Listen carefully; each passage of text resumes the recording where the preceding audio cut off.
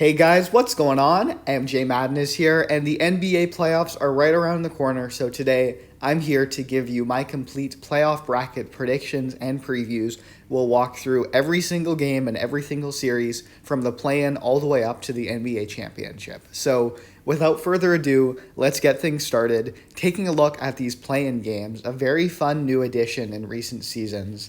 Basically, win and in, lose and you're out. A little bit of variation there, but that's sort of the gist of it. And looking at the Western Conference, we have a few good play-in games, I think. The Lakers and the Timberwolves, this is one where I think it's overwhelmingly in Los Angeles' favor. I mean, it's hard to bet against LeBron and AD, especially given that they've been one of the hottest teams in basketball over this past month, mounting a pretty furious playoff push. Add to that the turmoil that's going on with the Timberwolves, the two punches, Gobert punching his teammate and then McDaniels punching a wall and getting injured, both of them thus missing this playoff game. It's just another line of disaster for Minnesota, which is too bad. I'm rooting for them. I would love for them to pull off this mild upset, but I think it has to go to LA. So I have the Lakers getting in, playing Minnesota. That would mean that the Timberwolves fall to play the winner of New Orleans and Oklahoma City. That would be fun. Zion is out, but the Pelicans still are talented. OKC, young, up and coming, hungry. I have New Orleans advancing to win this first game, but I think it would be close. And then between New Orleans and Minnesota at full strength, I would like them more, but I think just sort of that dysfunction, I see them unfortunately dropping both play-in games, I should say. And so because of that, I'm going with the Lakers and then the Pelicans as the two teams that advance out of this West play-in round. Now moving down here to look out East, Miami, Atlanta. The Heat have just had the Hawks' number for a long, long time. I don't think that's going to change. The Heat should not be a play-in team. They are better than that. I think they're going to step up a little bit, and I think they'll have no trouble taking care of business against Atlanta. Atlanta would fall down then to play the winner of Toronto-Chicago. Toronto, what can I say about Toronto? A little bit of question marks about where they go from here, but I think in the meantime, I love the addition of Jakob Poeltl, and I think with home court against Chicago, who has some scorers but not enough depth, I think that's enough for the Raptors to move on and win the first game. And in fact, I think it'll be enough for them to beat the Hawks as well. I see the Raptors as an experienced team, a talented team, a very well-coached team, which makes a difference in these single elimination games. And so that means because of that, I have Miami and Toronto advancing out East. So with that being said, that jumps us into our first round. We'll start at the top with a matchup between Denver and the Pelicans. The Pelicans are young. The Pelicans are scrappy. I think they could steal a game or two, but let's be honest, the 1v8 matchups are rarely super competitive, and I don't think this is going to be a great one. So I'm going to say Denver here in 5. I don't know if it'll be a sweep. I think the Pelicans could be competitive, but especially with injury question marks and Zion's status, I just don't think I don't think they have enough to get it done. Phoenix Clippers, that's a great one. KD on the Suns, Paul George and Kawhi on the Clippers. This would be, I think, a very fun battle. The Suns definitely the favorite, but I don't think you can count the Clippers out. Again, an experienced team, a well-coached team, superstar-level talent. The problem is that the Suns have those exact same things to even a better extent, I would say. So just because of that, I think I have the Suns advancing here. We'll stay in 6, but this would not be a crazy upset. Maybe Paul George and Kawhi finally live up to the potential that we expected 3 or so years ago when they all reunited. That would be, I think, exciting. So we'll see. But for now, I'm going with the Phoenix in this one. This series, Northern California battle between Golden State and Sacramento. There's some great basketball happening in California this year. And, man, having been to both Kings and Warriors games this season, They are two fun teams, great atmosphere. Man, oh man, having playoff basketball back in Sacramento for the first time in like 17 years or something crazy is just going to be electric. And they have home court. The Warriors have struggled on the road. The Kings are the higher seed. All of these factors, I think, benefit Sacramento. But at the end of the day, how can you bet against the defending champs and Steph Curry? I think it's just hard. And so, with that being said, I have to go with Golden State in 6, which is heartbreaking. I'm cheering for the Kings. I'd love for the upstart Kings to make a run in the playoffs, but I think they're just a little bit young, a little bit inexperienced. I love their backcourt, but I think there's more room to grow. So I think the time for a passing of the torch in Northern California is not quite there yet, but it could be close. We'll have to see. Our last playoff series of the first round out west between the Grizzlies and the Lakers. This one is a tough one to pick. You know there's beef there. Shannon Sharpe storming the court, all that good stuff. This would be, I think, a very entertaining series. Maybe the best series out west of the first round. Clippers, actually, there are a lot of good series out west, but this would be another good one. And I could see this going 7, I'm not going to lie. I could see this going 7. My initial inkling was to say Lakers. I'm not going to lie. Again, you bet on stars, and LeBron and AD are stars. But you know what? The Grizzlies are scrappy. They are boisterous. Ja Morant is a wild card. Dylan Brooks is so hateable. They're a fun team. And so, you know what? I'm going to call an audible here. I'm taking the Grizzlies in 7, actually. And you can see from this like little fan picks thing, people still are favoring the Lakers, even though they're the 7 seed. So maybe this is a surprise. It shouldn't be, because Memphis is a good team. And so I'm going with the Grizzlies here in a battle that goes 7 games. Ultimately, though, Memphis walking out with a win, which feels very crazy to say.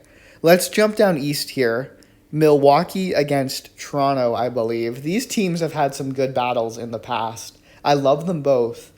I just think that the Raptors aren't going to have what it takes to run and gun with the Bucks, unfortunately, for them.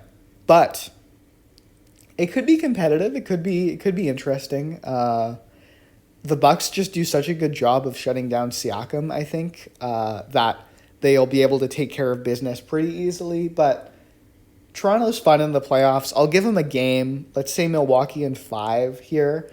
I think that's what I'm going to go with.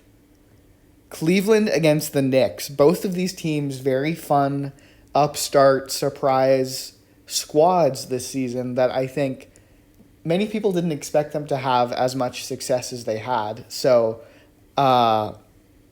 good for both of them. I think having more success in the playoffs would be even better. I like the Knicks, great offense, but Cleveland is building something. Donovan Mitchell, Evan Mobley have taken huge steps forwards. They are actually the best defensive team in the NBA, Cleveland. So I think they're going to lock down the Knicks, but I'll give it 6 games because New York can score, that's for sure. But in these tight playoff games, defense can win championships, or at least win a round, if not win the championship. So because of that, let's go Cavs in 6, setting up a Midwest round 2. But before we get there, the Sixers against the Nets is another series. The Nets have just like a collection of the best, like, core, not superstars, but like supporting cast in the NBA. Collecting it obviously after that KD trade. I think that's enough to keep things interesting. But if Embiid really wants to show that he's an MVP level player, he has to take care of business in this series, and I think he will. I think the Nets, again, could steal a game, maybe 2, but I think the Sixers will step up to the challenge here, so because of that, I'm taking Philly in 5. Our last series of the first round, the Heat and the Celtics. The Heat have given the Celtics some fits in the past, surprisingly. I don't know if they're going to be able to do that again with how talented this Celtics team is, But again, I'll give them a game. I'll give them 2 games. You know what? I'm going to give them 2 games. I'm going to take the Celtics in 6, but it won't be as easy as people might think. And that sets up some very good second-round matchups. But I'm going to keep alternating back and forth, which sends me out west. Denver, Phoenix. I think Denver might be the favorites to make it out of the West this year. I mean, they're the 1 seed, maybe an MVP in Jokic. They're fully healthy.